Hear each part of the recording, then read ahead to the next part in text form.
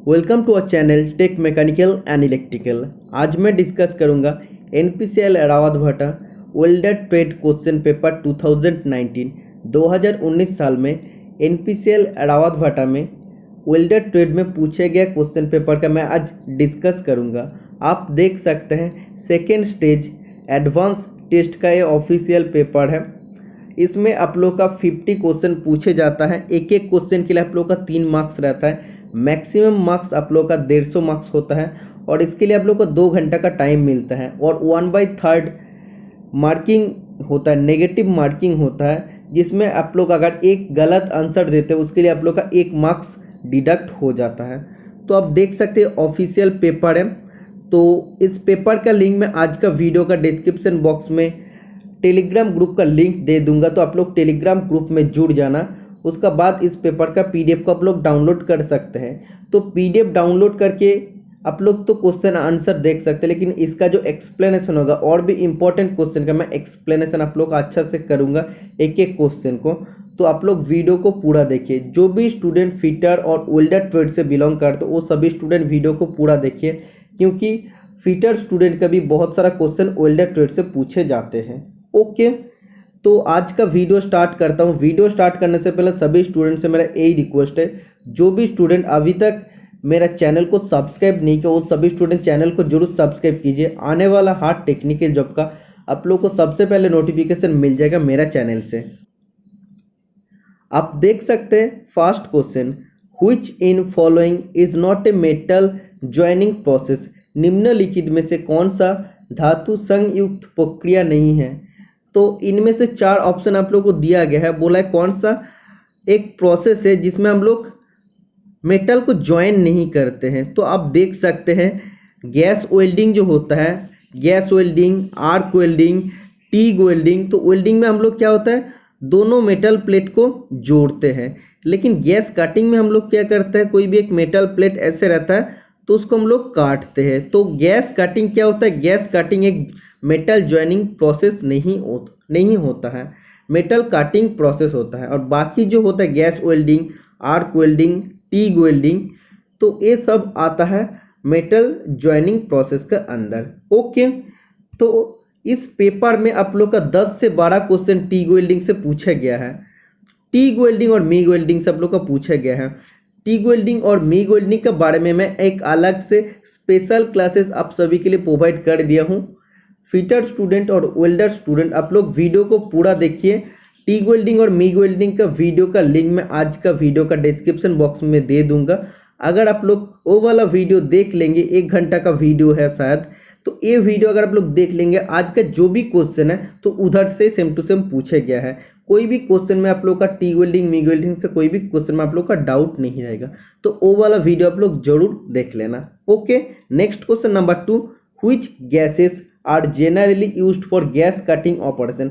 तो gas cutting operation जब भी हम लोग करते हैं तो उसके लिए कौन सा गैस का इस्तेमाल हम लोग करते हैं, तो हम लोग ऑक्सी एसिटिलीन करते हैं। तो ऑक्सीजन का क्या होता है, O2 होता है, और एसिटिलीन का केमिकल फॉर्मूला होता है C2H2।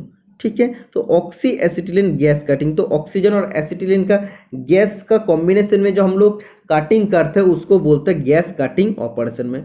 कैसे करते हैं वो भी मैं अभी डिस्कस कर दूंगा नेक्स्ट क्वेश्चन में। ठीक है, नेक्स्ट क्वेश्चन बोला है full form of LPG is. LPG का विस्तृत रूप डैश है। तो एलपीजी मतलब होता है लिक्विफाइड पेट्रोलियम गैस। ठीक है, option number D is the right answer हो जाएगा, लिक्विफाइड पेट्रोलियम गैस। एलपीजी का अंदर क्या क्या रहता है, प्रोपेन रहता है और ब्यूटेन रहता है। ये भी कभी कभी पूछे जाता है। प्रोपेन का फॉर्मूला होता है C3H8 और ब्यूटेन का फॉर्मूला होता है C4H10। ठीक है, नेक्स्ट क्वेश्चन नंबर 4 आप देख सकते हैं टीग वेल्डिंग से आप लोग का क्वेश्चन पूछा गया है। In TIG welding tungsten inert gas welding dash gas is used for shielding gas. कौन सा गैस को हम लोग सील्डिंग गैस का हिसाब से इस्तेमाल करते हैं। तो बहुत ही इंपॉर्टेंट क्वेश्चन है। टीग वेल्डिंग और मीग वेल्डिंग का वीडियो में बहुत ही अच्छा से क्लियर कर दिया हूँ। तो वो वाला वीडियो अगर आप लोग देख लेंगे तो इस वीडियो का ड्यूरेशन उतना भी लंबा नहीं होगा। ओके, तो टीग वेल्डिंग के लिए हम लोग सील्डिंग गैस का हिसाब से आर्गन गैस का इस्तेमाल करते हैं। कभी कभी हीलियम गैस का भी इस्तेमाल करते हैं, लेकिन argon is the most commonly used gas, सबसे ज़्यादा हम लोग इसको सील्डिंग गैस का हिसाब से यूज़ करते हैं। ओके, नेक्स्ट क्वेश्चन आप लोग को बोला है in TIG welding electrode is, TIG welding के लिए इलेक्ट्रोड क्या होता है, तो टीग वेल्डिंग के लिए जो इलेक्ट्रोड होता है वो बनता है टंगस्टन से, ऑलवेज ये टंगस्टन से ही बनता है। और मिग वेल्डिंग जो होता है मेटल इनर्ट गैस वेल्डिंग जो होता है उसमें जो बेस मेटल रहता है, तो बेस मेटल अगर एल्यूमिनियम होता है तो एल्यूमिनियम का ही वैसे आप लोग का इलेक्ट्रोड होता है, अगर बेस मेटल कॉपर है तो कॉपर का इलेक्ट्रोड होगा। ओके, जस्ट एन एग्जांपल मैं आप लोग को बता दें, मतलब बेस मेटल पैरेंट मेटल जो भी होता है उसका अकॉर्डिंग हम लोग को इलेक्ट्रोड को लेना पड़ता है। ओके, नेक्स्ट क्वेश्चन बोला है how many type of polarity is used in DC arc welding. बोला है डायरेक्ट करंट, डीसी का फुल फॉर्म होता है डायरेक्ट करंट, तो डीसी आर्क वेल्डिंग में कितना टाइप का पोलैरिटी हम लोग इस्तेमाल करते हैं, तो हम लोग 2 टाइप का पोलैरिटी इस्तेमाल करते हैं। क्या क्या होता है, पहला होता है रिवर्स पोलैरिटी, ठीक है, जिसका दूसरा नाम आप बोल सकते हैं पॉजिटिव पोलैरिटी, और दूसरा होता है स्ट्रेट पोलैरिटी या इसको आप लोग नेगेटिव पोलैरिटी भी कह सकता है। तो 2 टाइप का डीसी आर्क वेल्डिंग में पोलैरिटी यूज़ होता है। पहला होता है रिवर्स पोलैरिटी जिसको आप लोग पॉजिटिव पोलैरिटी कह सकता है, और दूसरा होता है स्ट्रेट पोलैरिटी जिसको आप लोग नेगेटिव पोलैरिटी भी कह सकता है। पोलैरिटी ऑफ ए मशीन मतलब क्या होता है, the direction of the current flow, जिस डायरेक्शन में करंट फ्लो हो रहा है। तो डायरेक्ट करंट या डीसी करंट का मतलब क्या होता है, ये कॉन्स्टेंटली एक ही डायरेक्शन में करंट फ्लो होता है। ओके, और जो आर्क वेल्डिंग होता है, आर्क वेल्डिंग में ऑलवेज इसका डायरेक्शन चेंज होता रहता है। ओके, इसीलिए ये होता है 50 to 60 साइकिल्स पर सेकेंड होता है, मतलब 1 सेकेंड में 50 to 60 बार रोटेशन होता है। ओके, तो ये तो आप लोग को समझ में आ गया है। तो कभी कभी आप लोग का क्वेश्चन आता है जो डीसी में आर्क कॉन्स्टिस्ट होता है, डीसी में जब भी आर्क जेनरेट होता है उसमें जितना हीट टोटल हीट देता है, जो डीसी आर्क वेल्डिंग में जो टोटल हीट होता है, तो वो हीट प्रोड्यूस कैसे होता है, पॉजिटिव टर्मिनल से 2/3 हीट आता है और नेगेटिव टर्मिनल से आता है 1/3 हीट, ठीक है। तो इसका आप लोग बोल सकते हैं 66% आता है पॉजिटिव टर्मिनल से और 33% आता है नेगेटिव टर्मिनल से। ओके, तो आप लोग का एग्जाम में क्वेश्चन आ सकता है डीसी जो आर्क कॉन्सिस्ट होता है इसमें टोटल जो हीट होता है तो कितना कितना परसेंटेज आता है पॉजिटिव टर्मिनल से, कितना परसेंटेज आता है नेगेटिव टर्मिनल से। तो 33% आता है नेगेटिव टर्मिनल से और 66% आता है पॉजिटिव टर्मिनल से। तो आप लोग अगर ऐसे ही फ्रैक्शन में बोलते हैं तो 2/3 हीट होता है पॉजिटिव टर्मिनल से और 1/3 हीट होता है नेगेटिव टर्मिनल से। समझ में आ गया है। तो इधर क्वेश्चन में यही पूछा गया था आप लोगों को डीसी आर्क वेल्डिंग में कितना टाइप का पोलैरिटी इस्तेमाल होता है, तो option number B is the right answer हो जाएगा। नेक्स्ट क्वेश्चन नंबर 7 आपको थोड़ा सा समझना पड़ेगा। इसमें आपको बोला है which flame is suitable for cutting operation. जब हम लोग गैस कटिंग करते हैं तो कटिंग ऑपरेशन करने के लिए कौन सा फ्लेम का हम लोग इस्तेमाल करते हैं। तो सबसे पहले आप लोग को जानना चाहिए हम लोग गैस कटिंग करते हैं कैसे, क्योंकि गैस कटिंग के बारे में बहुत सारा स्टूडेंट का कोई भी आइडिया नहीं है। तो मैं आज को आप लोग को बता दूंगा बेसिक क्या क्या होता है, तो आप लोग को समझ में आ जाएगा। ओके, तो गैस कटिंग मतलब क्या है, गैस का इस्तेमाल करते हैं। अगर कोई भी मेटल को हम लोग काटते हो तो उसको गैस कटिंग कहते हैं। सोचो कोई भी एक मेटल है तो इसको काटना पड़ेगा, ठीक है। तो इसको काटने के लिए सबसे पहले हम लोग को क्या करना पड़ेगा, प्री हीट करना पड़ेगा, मतलब पहले से हम लोग को हीट करना पड़ता। काटने से पहले जो अगर हीट करते हैं मेटल को उसको कहते हैं प्री हीट करना, ठीक है। तो हम लोग प्री हीट कैसे करते हैं, तो प्री हीट करने के लिए हम लोग को न्यूट्रल फ्लेम का इस्तेमाल करना पड़ता है। तो न्यूट्रल फ्लेम मतलब क्या है, जहाँ पे ऑक्सीजन और एसिटिलीन समान मात्रा में रहता है, मतलब 1:1 रेशियो में रहता है। तो इसका हम लोग फ्लेम देते हैं।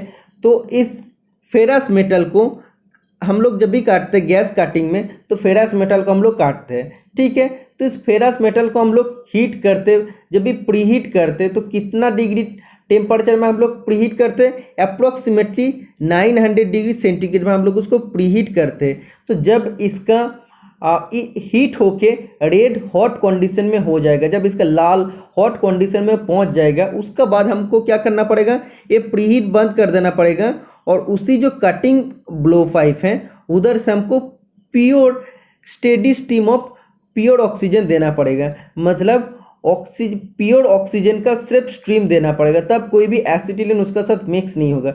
तो कटने का टाइम हम लोग को क्या करना पड़ेगा, सिर्फ ऑक्सीजन सप्लाई करना पड़ेगा। ओके, तो उसका बाद क्या होता है, जब भी हम लोग ऑक्सीजन सप्लाई करते हैं तो ये जो रेड हॉट मेटल है उसका साथ ऑक्सीजन एक रिएक्ट करता है, ऑक्सीडेशन रिएक्शन करता है।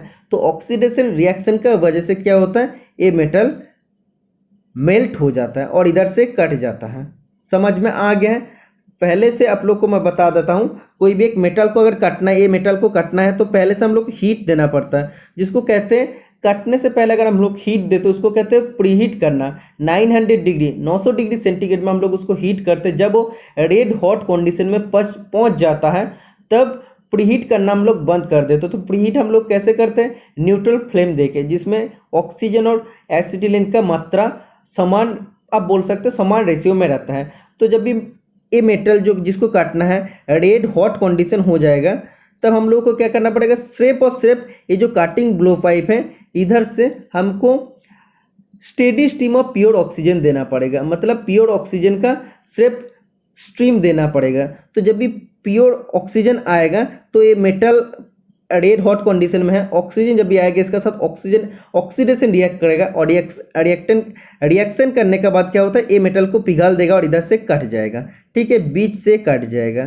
तो ऐसे हम लोग गैस कटिंग करते हैं, इसमें ऑक्सीडेशन रिएक्शन होता है। ओके, तो पहले आप लोग को क्या करना पड़ता है, ये heating flame is directed on the metal to be काट। एक हीटिंग फ्लेम हम लोग देते जो मेटल के ऊपर हम लोग को काटना पड़ेगा, and raises it to bright red और इग्निशन पॉइंट। तो इसको हम लोग कितना कैसे हम लोग करते, जब ये ब्राइट रेड हो जाता है उतना तक हम लोग उसको हीट देते, या उसका इग्निशन पॉइंट तक हम लोग उसको हीट देते।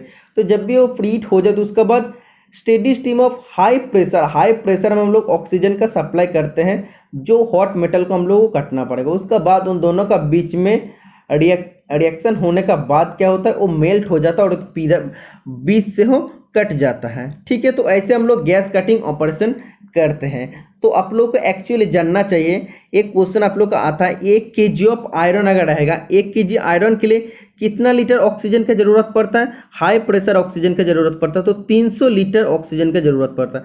1 kg आयरन को काटने के लिए 300 लीटर ऑक्सीजन का जरूरत पड़ता है।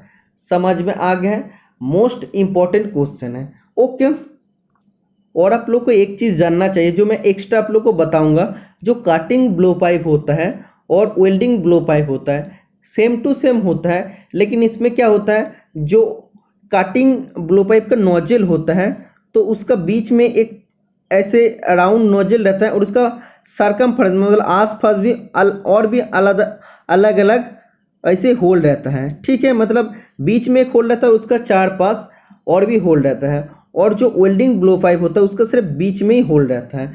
तो क्या होता है, वेल्डिंग जो ब्लो पाइप होता है सिर्फ इसमें एक ही होल रहता है सेंटर में। तो इधर से क्या होता है, ऑक्सीजन और एसिटिलीन का सप्लाई होता है और ये मेटल को हीट कर देता है। और हम लोग वेल्डिंग करते कैसे, वेल्डिंग करते हम लोग मेटल को मेल्ट कर देते। कोई भी सोचो दो मेटल कैसे ज्वाइन करना है तो दोनों मेटल को हम लोग पिघाल देते हैं। तो इसका बाद क्या होता है, फ्यूजन वेल्डिंग में ये दोनों पिघालने के बाद दोनों एक साथ मिलके ज्वाइंट हो जाता है। तो हम लोग क्या करते हैं, सिर्फ हीटिंग फ्लेम देते हैं। हीटिंग फ्लेम की देते हैं कि बेस मेटल को पिघालने के लिए। तो वेल्डिंग ब्लो पाइप में सिर्फ एक ही होल रहता है जहाँ से वो हीटिंग फ्लेम आता है। लेकिन काटिंग जो ब्लो पाइप होता है, ऐसे काटिंग ब्लो पाइप का जो नोजल होता है उसका बीच में एक होल रहता है, उसका 4-5 भी ऐसे ऐसे होल रहता है।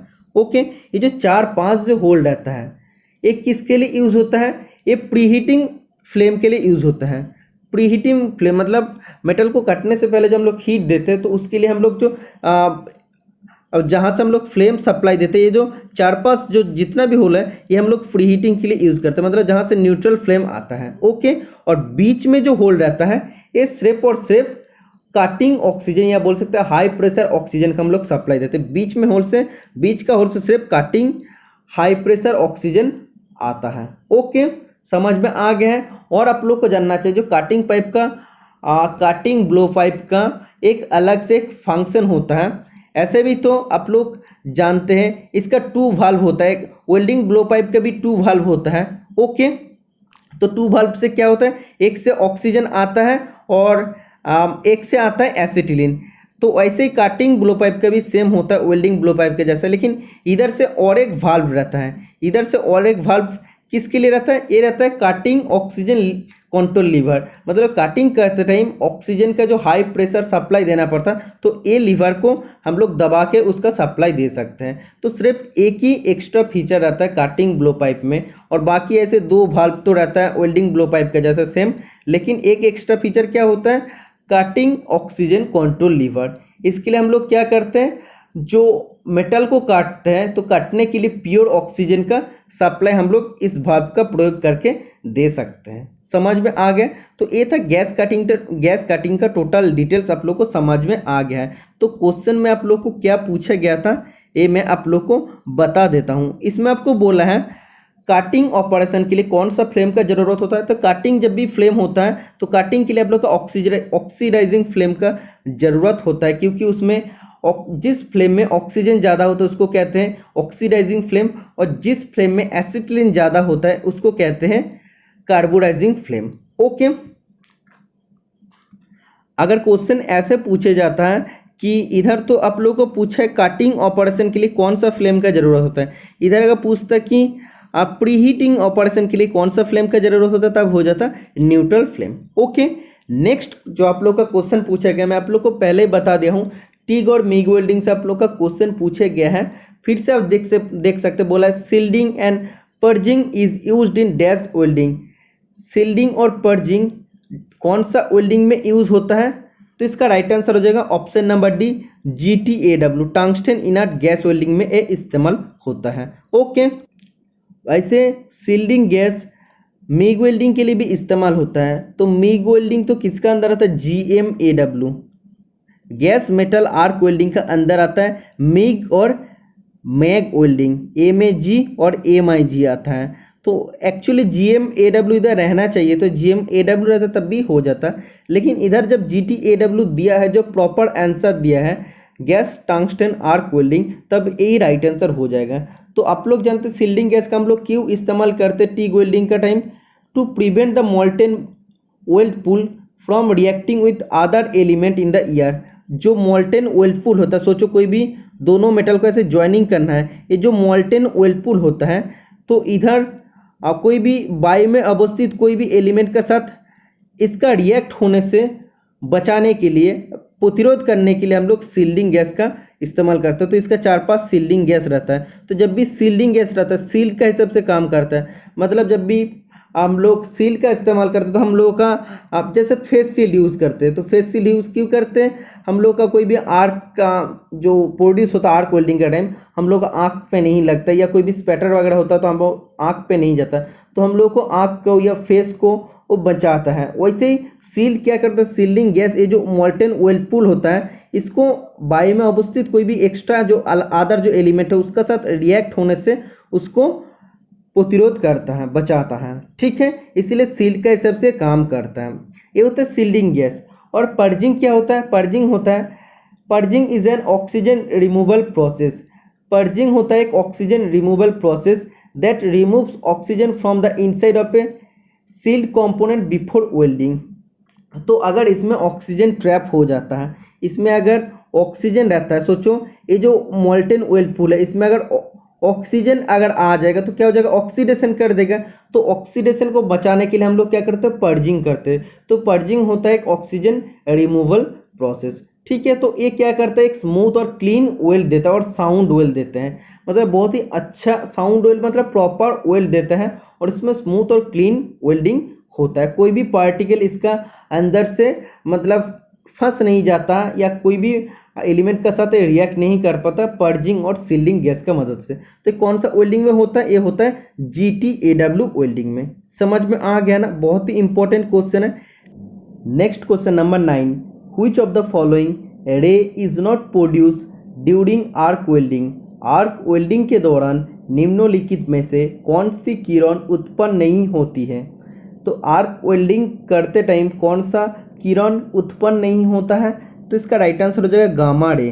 ठीक है, option number B is the right answer हो जाएगा। तो बाकी visible light ray, infrared ray, UV ray.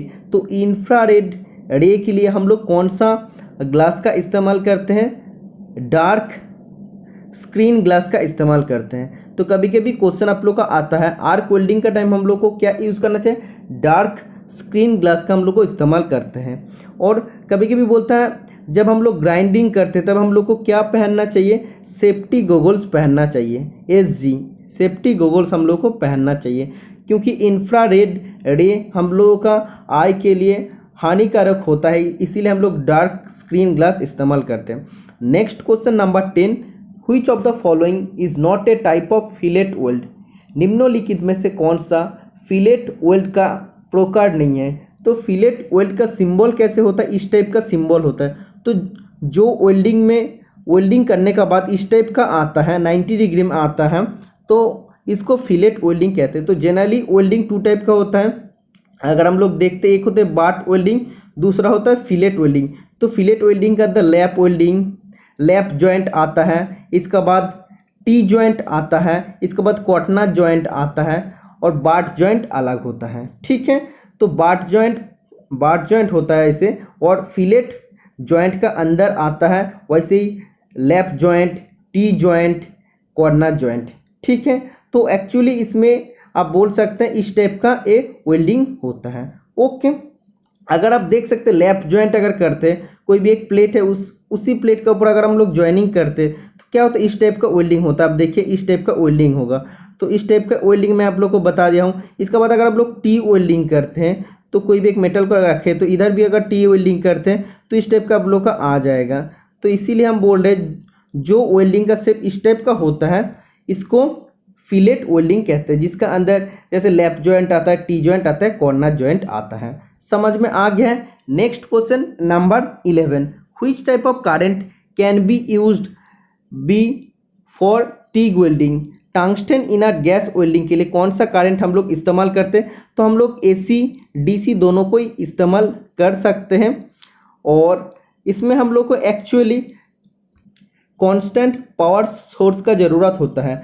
तो टीग वेल्डिंग में actually constant current power source का ज़रूरत होता है, इसलिए हम लोग का AC DC दोनों होगा तो चलेगा, लेकिन कांस्टेंट होना पड़ेगा पावर सोर्स को। कभी अप डाउन करेगा तो वैसे नहीं चलेगा। ठीक है, समझ में आ गया? और टीग वेल्डिंग हम लोग किसके लिए यूज़ करते हैं? जनरली हम लोग एल्यूमिनियम को ज्वाइनिंग करने के लिए यूज़ करते हैं। तो टीग वेल्डिंग और मीग वेल्डिंग का स्पेशल क्लास जो मैंने प्रोवाइड किया हूँ, उसका लिंक वीडियो का डिस्क्रिप्शन बॉक्स में दिया है, वो अगर आप लोग देख लेंगे तो आप लोग का कोई भी क्वेश्चन में डाउट नहीं रहेगा। Next question number 12, approximately dash of the heat is generated at the positive end of the arc when using DC as power source? जब हम लोग DC को पावर सोर्स का हिसाब से इस्तेमाल करते हैं तो टोटल जो हीट प्रोड्यूस होता है उसमें से पॉजिटिव एंड से कितना हीट आता है? तो मैं पहले ही डिस्कस कर दिया हूँ, 2/3 हीट आता है, और नेगेटिव एंड से अगर बोलता तब 1/3 हो जाता। Okay, next question number 13, which current is normally used for welding of aluminium metal? तो एक्चुअली बोला है आप लोग का एल्यूमिनियम मेटल का वेल्डिंग करने के लिए कौन सा करंट का हम लोग को इस्तेमाल करना पड़ेगा? तो बहुत ही इंपॉर्टेंट क्वेश्चन है। तो एल्यूमिनियम मेटल को वेल्डिंग करने के लिए जनरली हम लोग इस्तेमाल करते हैं AC करंट, ऑल्टरनेट करंट का हम लोग इस्तेमाल करते हैं। ठीक है, तो एक्चुअली जो एल्यूमिनियम होता है उसके लिए हम लोग टीग वेल्डिंग इस्तेमाल करते। तो टीग वेल्डिंग के लिए सबसे ज़्यादा जब हम लोग एल्यूमिनियम को वेल्डिंग करते हैं तो उसमें हम लोग AC का ज़्यादा इस्तेमाल करते हैं, और मीग वेल्डिंग में हम लोग क्या करते हैं? स्टेनलेस स्टील को ज्वाइन करते हैं। तो मीग वेल्डिंग के लिए जब भी स्टेनलेस स्टील को करते हैं तब DC वेल्डिंग का ज़्यादा इस्तेमाल करते हैं। तो हम लोग टीग वेल्डिंग के लिए AC DC कर सकते, दोनों में कर सकते, लेकिन जब हम लोग टीग वेल्डिंग से एल्यूमिनियम मेटल को ज्वाइनिंग करते हैं तब AC का इस्तेमाल करते हैं, और जब मीग वेल्डिंग से स्टेनलेस स्टील को ज्वाइनिंग करते हैं तब हम लोग यूज़ करते हैं DC करंट। समझ में आ गया है? मोस्ट इंपॉर्टेंट क्वेश्चन है। नेक्स्ट क्वेश्चन आप लोग को बोला है to produce superior arc striking qualities in TIG welding which metal is added in electrode? TIG welding में बेहतर आर्क स्ट्राइक गुणवत्ता प्रदान करने के लिए इलेक्ट्रोड में कौन सी धातु मिश्रित की जाती है? तो आर्क बेहतर या बोल सकते हैं good arc sticking arc produce होता है तो ये आर्क बेहतर आर्क प्रोड्यूस करने के लिए हम लोग जो टंगस्टन इनर्ट गैस वेल्डिंग होता है उसमें हम लोग टंगस्टन का इलेक्ट्रोड यूज़ करते हैं। उसमें हम लोग और थोड़ा सा क्या मिक्स करते हैं, हम लोग थोड़ियम मिक्स करते हैं। ये भी हम उस क्लास में बता दिया हूँ, ठीक है। तो arc good arc sticking qualities के लिए हम लोग थोड़ियम का भी इस्तेमाल करते हैं टंगस्टन इलेक्ट्रोड में, ठीक है। नेक्स्ट क्वेश्चन नंबर 15 में बोला है while joining to stainless steel pipes piece using TIG welding. जब हम लोग दो स्टेनलेस स्टील पाइप को टीग वेल्डिंग में ज्वाइनिंग करते हैं, सील्डिंग गैस पासेस डैश। तो सील्डिंग गैस कहाँ से पास होता है? एक्चुअली सील्डिंग गैस पास होता है थ्रू वेल्डिंग टॉर्च। जो वेल्डिंग टॉर्च होता है, वेल्डिंग टॉर्च का अंदर से आता है सील्डिंग गैस। ये सील्डिंग गैस क्या करता है? ऑक्सीडेशन होने से या कॉन्टामिनेशन होने से बचाता है मोल्टेन वेल्ड पूल को, ठीक है। तो ये वेल्डिंग टॉर्च का अंदर से आता है। तो मैं आप लोग को थोड़ा सा ड्राइंग दिखा देता हूँ। आप देख सकते हैं मिग वेल्डिंग का ड्राइंग है। इधर से लेफ्ट साइड में आपको देखने को मिल जाएगा इनर्ट गैस सप्लाई है, उधर से आ रहा है। और ये जो वेल्डिंग टॉर्च है, वेल्डिंग टॉर्च का अंदर ही आ रहा है, आप देख सकते हैं उधर। तो ये टोटल क्या होता है? वेल्डिंग टॉर्च का अंदर आ रहा है, okay. Next question number 16, the phenomena of oil decay occurs in. Oil क्षय की घटना डैश में होती है। तो ऑयल डीके या ऑयल क्षय होता है one and only stainless steel में। तो स्टेनलेस स्टील में जब भी हम लोग वेल्डिंग करते हैं तो इसमें क्षय होना स्टार्ट होता है। Next question number 17, 1 inch is equal to 1 inch किसका बराबर होता है? तो इसका राइट आंसर जो 2.54 सेंटीमीटर, या आप बोल सकते हैं 25.4 millimetre. Next question number 18, porosity in oil joint is normally caused by entrapped. तो पोरोसिटी वेल्डिंग जॉइंट में जो होता है वो किसका फंसने का कारण होता है? तो एक्चुअली पोरोसिटी और ब्लो होल क्या होता है? तो पोरोसिटी होता है एक ग्रुप ऑफ पिन होल, मतलब बहुत ही छोटा छोटा होल होता है इन द वेल्ड। जहाँ पे हम लोग वेल्डिंग करते हैं इधर छोटा छोटा होल बन जाता है बीच में। तो क्यों होता है? जब कोई भी गैस उसके अंदर फंस जाता है तब उसका अंदर छोटा छोटा गैस होल, जिसको पोरोसिटी, जो छोटा गैस होल होता है उसको पोरोसिटी कहता है, जो बड़ा बड़ा गैस होल होता है उसको ब्लो होल कहते हैं। तो सोचो कोई भी एक ऐसे दो प्लेट है, इसमें हम लोग ज्वाइनिंग किए हैं, तो इस ज्वाइनिंग में बड़ा बड़ा होल बन गया है तो इसको बोलते हैं ब्लो होल। और इसमें अगर छोटा छोटा पिन होल, जैसे छोटा पिन का जैसा अगर छोटा छोटा होल बनेगा, इसको कहते हैं पोरोसिटी, ठीक है। तो पोरोसिटी का बिग वर्जन होता है ब्लो होल। तो ये तो आप लोग को समझ में आ गया है। अगर ऐसे आप लोग को बोला स्लैग, तो स्लैग इंक्लूजन एक होता है वेल्डिंग डिफेक्ट। इसमें क्या होता है? स्लैग और अदर नॉन फोरेनिक या non metallic foreign metal enter in the weld. जहाँ पे सोचो कोई भी एक ऐसे दो मेटल है जहाँ पे हम लोग ज्वाइनिंग कर रहे हैं, इधर अगर कोई भी एक्स्ट्रा मेटल बाहर से आया हुआ कोई भी मेटल अगर फंस जाता है, तो या कोई भी अगर जो ग्रीस वगैरह रहता है या कोई भी ऑयल रहता है, तो वेल्डिंग जॉइंट में अगर आ जाता है तो ये फॉरेन मैटर होता है, मतलब बाहर से आया हुआ कोई भी मैटर उसको कहते हैं। तो ये मैटर जब भी इसके अंदर फंस जाता है तो इसको कहते हैं कि स्लैग इंक्लूजन होगा, मतलब स्लैग उसके साथ ऐड हो गया वेल्डिंग जॉइंट के अंदर, ठीक है। और ऐसे सोचो कोई भी जैसे और एक डिफेक्ट होता है, वेल्डिंग डिफेक्ट होता है इनकम्प्लीट पेनिट्रेशन। सोचो ऐसे आप लोग वेल्डिंग कर रहे हैं, ठीक है, तो अगर एज प्रिपेयर से नहीं करते तो क्या होता है, इधर से जब भी मेटल आता है तो पूरा डेप तक, इसको नीचे तक तो आना चाहिए था ना, जो मोल्टेन मेटल है नीचे तक नहीं आता, इधर तक सिर्फ आता है, ठीक, और नीचे तक नहीं पहुंचता। तो ये क्या होता है, नीचे जो टोटली इसको पेनिट्रेट होना चाहिए था, इधर तक आना चाहिए था, ये नहीं आता, इसलिए इसको बोलते हैं इनकम्प्लीट पेनिट्रेशन, मतलब कम्प्लीटली पेनिट्रेशन अंदर तक नहीं जाता, इसलिए इसको इनकम्प्लीट पेनिट्रेशन बोलते हैं। तो इसको आप बोल सकते हैं इंग्लिश में failure of weld metal to reach the root of the joint. मतलब वेल्ड मेटल जो होता है वो जो ज्वाइनिंग है, ज्वाइनिंग का रूट तक नहीं पहुंचता, ये जो रूट तक है, रूट तक मतलब नीचे तक नहीं पहुंचता है, तो इसको कहते हैं इनकम्प्लीट पेनिट्रेशन, ठीक है। तो जब भी आप लोग वेल्डिंग करते हैं, सोचो कोई भी आप लोग टी वेल्डिंग कर रहे हैं, तो इसमें आप लोग का एक फॉल्ट आता है अंडरकट। ऐसे अगर आप लोग टी वेल्डिंग कर रहे हैं, सोचिए, तो ऐसे आप लोग का वेल्डिंग हो गया है, ठीक है। इसके बाद इधर से थोड़ा सा ग्रूव या चैनल बन गया, सोचो ऐसे चैनल बन गया या ग्रुप बन गया, इसको क्या कहते हैं, बोला है एक ग्रुप या channel formed in the parent metal. तो इसमें पेरेंट मेटल कौन सा होता है, ए होता है एक पेरेंट मेटल और ए होता है एक पेरेंट मेटल। तो पेरेंट मेटल में कोई भी ग्रुप या सोचो नीचे अगर ऐसे कोई भी चैनल या ग्रुप आ गया, इसको क्या कहते हैं, इसको अंडरकट कहते हैं। ओके, समझ में आ गया। तो वेल्डिंग क्या क्या फॉल्ट होता है वो भी मैं आप लोग का साथ बता दिया हूँ। तो इसमें आप लोग का एक्चुअली क्वेश्चन में पूछा था पोरोसिटी क्या होता है, इसका बाद बाकी डिफेक्ट भी क्या क्या होता है वो भी मैं आप लोगों के साथ बता दिया हूँ। तो मेटल पार्ट या कोई भी एक्स्ट्रा मटेरियल अगर फंस जाता है वेल्डिंग में, तब उसको क्या कहते हैं, स्लैग इंक्लूजन। और स्लैग अगर फंस जाता है तो उसको भी स्लैग इंक्लूजन कहते हैं। ओके, नेक्स्ट क्वेश्चन नंबर 19 आप देख सकते हैं, in TIG welding tungsten inert gas welding dash is consumable. तो एक्चुअली आप लोग को जानना चाहिए टंगस्टन इनर्ट गैस वेल्डिंग को क्या कहते हैं, टीग वेल्डिंग को कहते हैं नॉन कंज्यूमेबल इलेक्ट्रोड। इसमें जो इलेक्ट्रोड होता है वो नॉन कंज्यूमेबल, कभी खर्च नहीं होता, मतलब खर्चा नहीं होता इसका, ये कभी भी कंज्यूम नहीं होता। जैसे पहले हम लोग उसको इस्तेमाल करते हो वैसे ही वो वेल्डिंग करने का बाद भी रह जाता है, इसीलिए इसको नॉन कंज्यूमेबल इलेक्ट्रोड कहते हैं, मतलब इसमें यूज़ होता है। तो इलेक्ट्रोड तो इसमें कंज्यूम नहीं होता, तो क्या कंज्यूम होता है, फिलर वायर, जो हम लोग एक्सटर्नली जो अलग से फिलर वायर का इस्तेमाल करते हैं वो कंज्यूम होता है। ओके, और जहाँ पे हम लोग ज्वाइनिंग कर रहे हैं उधर जाके वो जम जाता है। और मिग वेल्डिंग को कहते हैं कंज्यूमेबल इलेक्ट्रोड, मतलब इसका जो इलेक्ट्रोड रहता है वो कंज्यूम होता है, उसका खर्चा होते जाता है।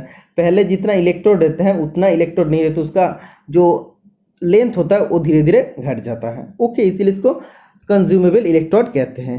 नेक्स्ट क्वेश्चन नंबर 20, तो आप देख सकते हैं अगर आप लोग ध्यान देते हैं तो ज़्यादातर क्वेश्चन आप लोग का टीग वेल्डिंग और मिग वेल्डिंग, वेल्डर स्टूडेंट के लिए तो TIG welding MiG welding most important है और फिटर स्टूडेंट के लिए भी इंपॉर्टेंट है। तो आप लोग वीडियो जरूर देखना, आप लोग के लिए मेहनत करके मैं वीडियो बनाया हूँ।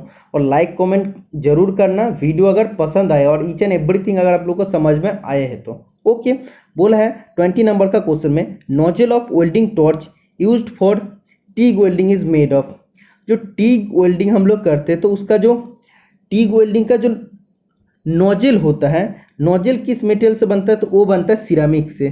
क्योंकि आप लोग जानते हैं एक्चुअली तो इलेक्ट्रोड बनता है टंगस्टन से, और उसका जो वेल्डिंग टॉर्च है तो वेल्डिंग टॉर्च का नोजल बनता है सिरामिक से। क्योंकि सिरामिक हायर टेम्परेचर को मतलब गेन कर सकती है, हायर टेम्परेचर तक उसका वो हार्डनेस को उसको कांस्टेंट रख सकते हैं। मतलब हायर टेम्परेचर भी अगर हो जाएगा तो वो कभी मेल्ट नहीं होगा। ठीक है, तो बहुत हाई टेम्परेचर तक उसका मतलब हार्डनेस को वो बजाय रख सकते हैं, इसीलिए हम लोग सिरामिक इस्तेमाल करते हैं।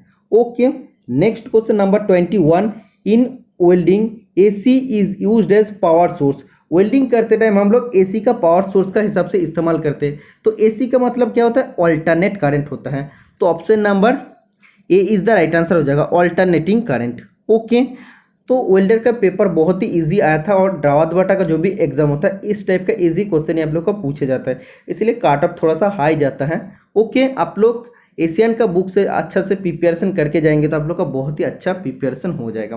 बोला है dash is not a heat treatment process. इसमें से कौन सा हीट ट्रीटमेंट प्रोसेस नहीं है।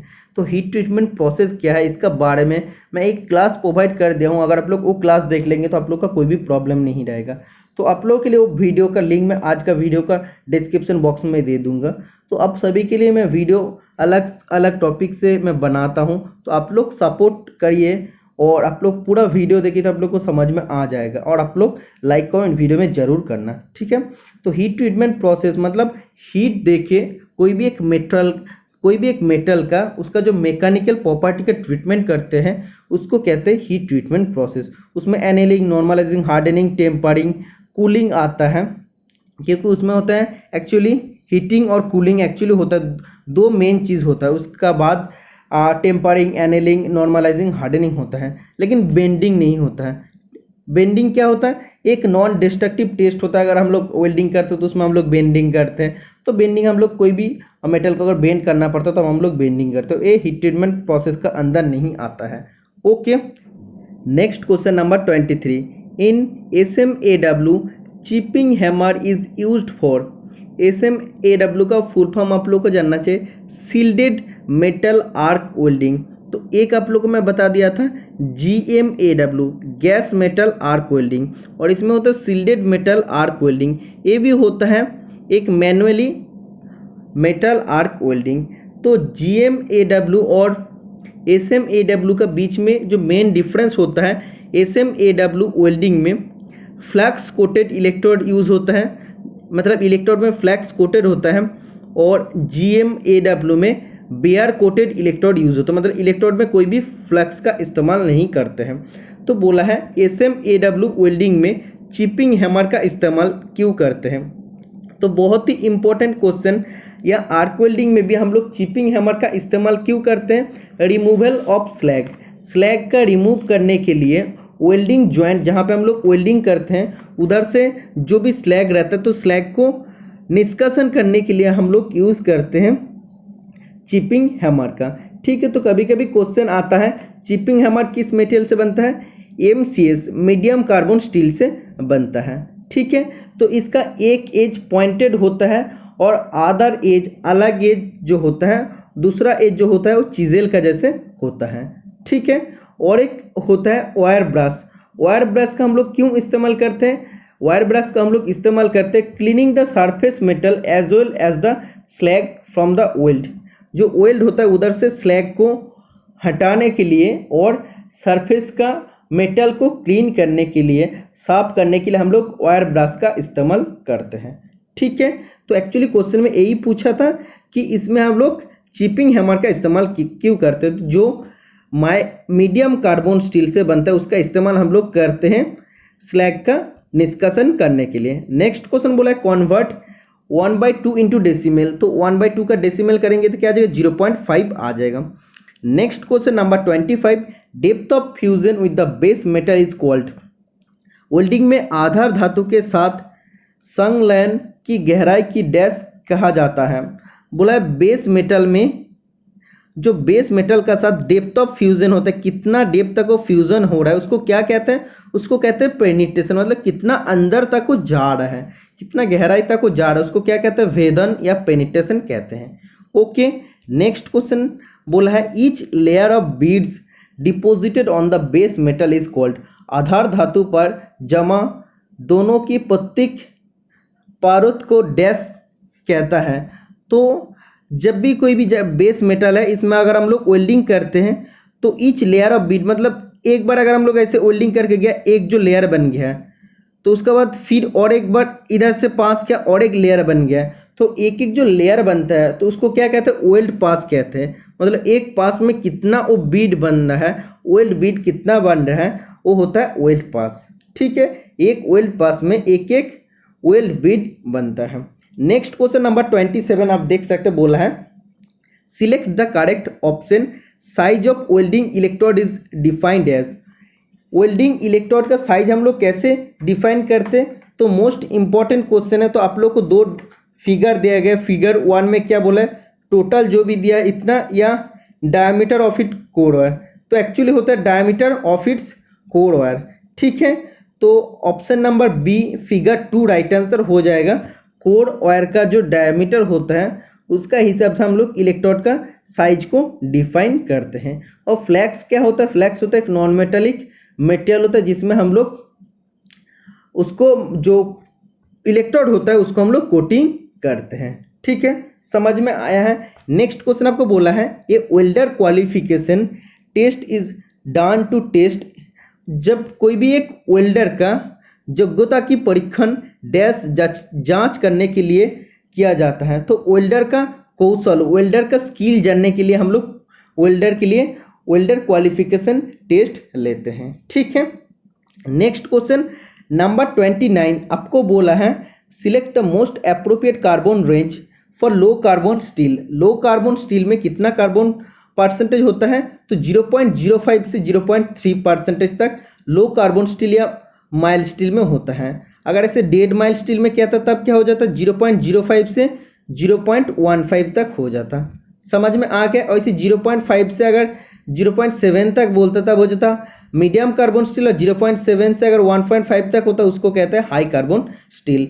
कभी कभी क्वेश्चन आता है कोल्ड चीजल में कितना कार्बन परसेंटेज रहता है, 1.0 से 1.2% तक कार्बन रहता है। ओके, समझ में आ गया है। मोस्ट इंपॉर्टेंट क्वेश्चन है। नेक्स्ट क्वेश्चन नंबर 30 का जो क्वेश्चन आप लोग को पूछे गया है, तो एक इंपॉर्टेंट क्वेश्चन है। इस ये सब क्वेश्चन में आप लोग का काट ऑफ बनता है। बोला इन वेल्डिंग इलेक्ट्रोड स्पेसिफिकेशन, कोई भी एक इलेक्ट्रोड को स्पेसिफिकेशन करना पड़ेगा। जैसे E7018 70 किसका साथ रिलेटेड होता है, तो ये जो स्पेसिफिकेशन दिया रहा, तो ये आप लोग को ईच एंड एवरीथिंग जानना चाहिए। ई का मतलब क्या होता है, 70 का मतलब क्या होता है, 18 का मतलब क्या होता है। ई का मतलब होता है इलेक्ट्रोड, और 70 जो होता है इसको बोलते हैं टेंसाइल स्ट्रेंथ। ठीक है, टेंसाइल स्ट्रेंथ। और इसमें 1 क्या होता है, 1 का मतलब होता है electrode can be used in all direction या ऑल पोजीशन। तो इलेक्ट्रोड को हम लोग कोई भी पोजीशन में, जैसे फ्लैट, ओवरहेड, हॉरिजॉन्टल, तो कोई भी वर्टिकल, तो कोई भी पोजीशन में हम लोग यूज़ करते हैं। जब भी 1 दिया रहता है तो मतलब जो वेल्डिंग करते हैं हम लोग कोई भी पोजीशन से कर सकते हैं। ओके, इलेक्ट्रोड को हम लोग कोई भी पोजीशन से यूज़ करते हैं। और अगर इधर 1 का जगह अगर 2 दिया रहता है, मतलब क्या हो जाता, it can be used for flat and horizontal fillet weld only. तो अगर 2 दिया रहता है मतलब सिर्फ हॉरिजॉन्टल और फ्लैट अगर फिलेट वेल्डिंग करना है तब हम लोग को 2 दिया रहता है। ओके, और 8 इधर क्या इंडिकेट कर रहा है, 8 इंडिकेट कर रहा है coating, penetration and current type use. मतलब अब 8 का मतलब से हम लोग को पता चल जाए कौन सा कोटिंग है और कितना पेनिट्रेशन होगा, और करंट कौन सा करंट यूज करें, AC या DC, इधर से हम लोग को पता चल जाता है। तो 70 इधर बोला है, तो 70 का मतलब होता है टेंसाइल स्ट्रेंथ। तो टेंसाइल स्ट्रेंथ को जब भी आप लोग को लिखना है तब आप लोग को क्या करना पड़ेगा, 1000 से आप लोग को मल्टीपल कर देना पड़ेगा। अगर टेंसाइल स्ट्रेंथ पूछता तब हो जाता 70,000 हो जाता। ठीक है, तो ऐसे आप लोग को लिखना पड़ता है। ओके, जस्ट आपको बोलेगा 70 जो दिया है तो टेंसाइल स्ट्रेंथ है, कितना टेंसाइल स्ट्रेंथ हो जाएगा, 7 और 30 हो जाएगा। ओके, नेक्स्ट क्वेश्चन आप देख सकते हैं नंबर 31 में आप लोग को क्या पूछा गया है, बोला है coating over welding electrode of SMAW type welding is done to. SMAW welding में इलेक्ट्रोड पर बिलेपॉन डैश के लिए किया जाता है। तो SMAW का मतलब होता है सील्डेड मेटल आर्क वेल्डिंग। तो सील्डेड मेटल आर्क मतलब इसमें सील्डिंग रहता है। तो सील्डिंग का इस्तेमाल हम लोग क्यों करते, बहुत बार मैंने बता दिया हूँ। तो इसका इस्तेमाल करते हैं protecting weld material from oxidation. Weld material को ऑक्सीडेशन होने से बचाने के लिए हम लोग सील्डिंग या सील्डेड मेटल आर्क वेल्डिंग का इस्तेमाल करते हैं। Okay, next question number 32, in gas welding colour of hose for acetylene gas. Gas welding करते टाइम जो एसिटिलीन गैस का होस पाइप का कलर होता है या एसिटिलीन गैस का जो भी होता है उसका कलर होता है रेड होता है। नियम का हिसाब से मैरून होता है, लेकिन जहाँ पे ऑप्शन में मैरून नहीं रहेगा उधर रेड राइट आंसर हो जाएगा। अगर दोनों ऑप्शन में रहेगा तो maroon is the right answer हो जाएगा। अगर ऑक्सीजन रिलेटेड पूछता तब हो जाता है ब्लैक कलर का। ऑक्सीजन का सिलेंडर का कैपेसिटी होता है 7 मीटर क्यूब और एसिटिलीन का सिलेंडर का कैपेसिटी होता है 6 मीटर क्यूब। ओके, अगर ऐसे क्वेश्चन पूछता कि ऑक्सीजन सिलेंडर में कौन सा थ्रेड यूज करते हैं तो राइट हैंड थ्रेड यूज होता है, और एसिटिलीन सिलेंडर में लेफ्ट हैंड थ्रेड का हम लोग इस्तेमाल करते हैं। और ऑक्सीजन सिलेंडर में हम लोग ऑक्सीजन को स्टोर करता है 120 से 150 kg पर सेंटीमीटर स्क्वायर प्रेशर पर हम लोग उसको डालते हैं सिलेंडर के अंदर। 120 से 150 kg पर सेंटीमीटर स्क्वायर प्रेशर में डालते हैं। और जो एसिटिलीन होता है वो एसिटिलीन सिलेंडर के अंदर डिजॉल्व रूप में रहता है, जो एसीटोन का रूप में रहता है, एसीटोन का रूप में। ठीक है, कितना प्रेशर में था, 15 to 16 kg पर सेंटीमीटर स्क्वायर प्रेशर में रहता है। समझ में आ गया। जो भी क्वेश्चन इधर से आता है नॉर्मल क्वेश्चन मैं आप लोग के साथ डिस्कशन कर दिया हूँ। इसका बाद 33 नंबर का क्वेश्चन, व्हेन या while joining to metal using brazing base metal. जब हम लोग ब्रेजिंग करते या ब्रेज वेल्डिंग करते तो बेस मेटल कभी भी पिघलता नहीं है, क्योंकि इसमें क्या होता है, ब्रेज वेल्डिंग में जो टेम्परेचर होता है वो 450 डिग्री से ज़्यादा टेम्परेचर होता है, लेकिन जो बेस मेटल का मेल्टिंग पॉइंट होता है उससे कम टेम्परेचर में हम लोग ब्रेज वेल्डिंग करते हैं। ओके, तो आप लोग इसमें कह सकते हैं ब्रेज वेल्डिंग के लिए हम लोग एक नॉन फेरस फिलर मेटल का फिलर मेटल का इस्तेमाल करते हैं, जिसका मेल्टिंग पॉइंट 450 डिग्री से ज़्यादा होता है, लेकिन बेस मेटल का जो मेल्टिंग पॉइंट होता है उससे कम होता है। तो उस बेस मेटल का मेल्टिंग पॉइंट से कम होता है, इसलिए बेस मेटल पिघलता नहीं है। और जो नॉन फेरस फिलर मेटल होता है पिघलता है। और उसका बाद क्या होता है, जहाँ पे ज्वाइनिंग करना तो 2 प्लेट को ज्वाइनिंग करना होता है, उधर एक आ जाता है फिलर मेटल और ज्वाइनिंग बना देते हैं। ठीक है, इसमें हम लोग क्या कर सकते हैं, इसमें डिसिमिलर मेटल को हम लोग ज्वाइनिंग करते हैं, एल्यूमिनियम कॉपर या अलग अलग, जैसे कॉपर स्टील को हम लोग ज्वाइनिंग कर सकते हैं। तो इसका बाद बोल सकते हैं लाइट मेटल ब्रोकन पार्ट को, जैसे प्रोडक्शन वर्क में है तो इसमें हम लोग इजीली ज्वाइन कर सकते हैं। और इसमें कोई भी वेल्डिंग करने के बाद, ब्रेज वेल्डिंग करने के बाद या ब्रेजिंग करने के बाद कोई भी फिनिशिंग का ज़रूरत नहीं होता, या कोई भी डिस्टोर्शन का, कोई भी बेंड होने का कोई चांसेस नहीं रहता है। ओके, और इसमें लो कॉस्ट होता है और डक्टाइल भी होता है, हाई स्ट्रेंथ ऑलमोस्ट मिल जाता है, और कॉर्सन एंड फैटिक रेजिस्टेंस होता है। इसमें कॉर्सन भी नहीं लगता और फैटिक भी नहीं लगता है, ठीक है। लेकिन इसका लिमिटेशन कुछ अलग होता है, मतलब डिसएडवांटेजेस क्या होता है, ये जो कलर होता है, मतलब बेस मेटल का जो कलर होता है उसका कलर का साथ जो मेटल ज्वाइन हुआ है, जो वेल्ड बनता है उसका कलर अलग होता है। ओके, और ये थिकर सेक्शन के लिए इसको हम लोग यूज़ नहीं करते हैं। समझ में आ गया है। तो और भी एक जैसे डिसिमिलर होता है, अब डिसएडवांटेजेस होता है, जैसे अलग अलग टेम्परेचर होता है, टेम्परेचर अगर चेंज होगा तो ब्रेज वेल्डिंग का जो स्ट्रेंथ होता है उसको लॉस हो जाता है, मतलब उसका ब्रेज वेल्डिंग का स्ट्रेंथ में वो क्या होता है, थोड़ा सा नरम हो जाता है, ठीक है। नेक्स्ट क्वेश्चन 34, ए से W is a type of, A से डब्ल्यू का फुल फॉर्म क्या होता है, सबमर्ज आर्क वेल्डिंग। तो एक इसका एक टाइप होता है, आर्क वेल्डिंग का एक टाइप होता है। तो सबमर्ज आर्क वेल्डिंग क्या होता है ये आप लोग को थोड़ा सा जान लेना चाहिए।